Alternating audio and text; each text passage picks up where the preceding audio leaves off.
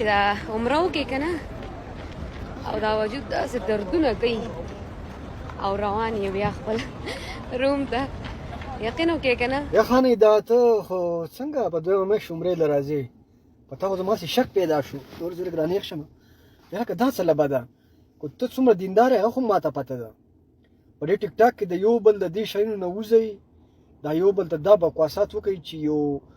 په سلو کې 1% ایمان لري نو هغه هم پوره نشي اورېدی. ما مخې له راشي زه زر واړم زه همداسې نه چې روژه مې خرابه شي نو ایمان هم خو دغه دی. دا د باتینګړو ویډیوګانې ستا را روانې دي دا د هلکانو ساپیرنګ سره روان دي او ته په دویمه میاشت عمرې له راځې. خانې ګوره دا پاکه خاوره د خدای پاک به دې تباه و برباد کړي.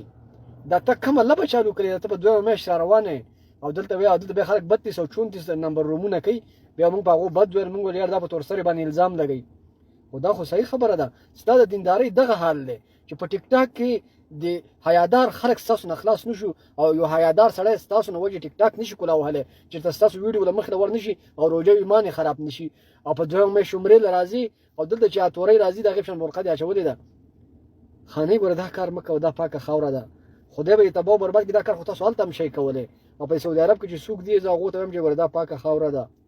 او ګوره دا زما خبره ومني دا پاکه خاوره ګوره غلط سړی ځان ته نه پرېږدي خدای به هم تباه و برباد کړي او ګوره دې جنۍ نه ځان وساتئ. دا خو پاکه وه خو ما به تاسو ته ویلو چې پاکه د عمرې له راځي نه نه نه نه د عمرې له په دویمه میاشته خلاصه شوي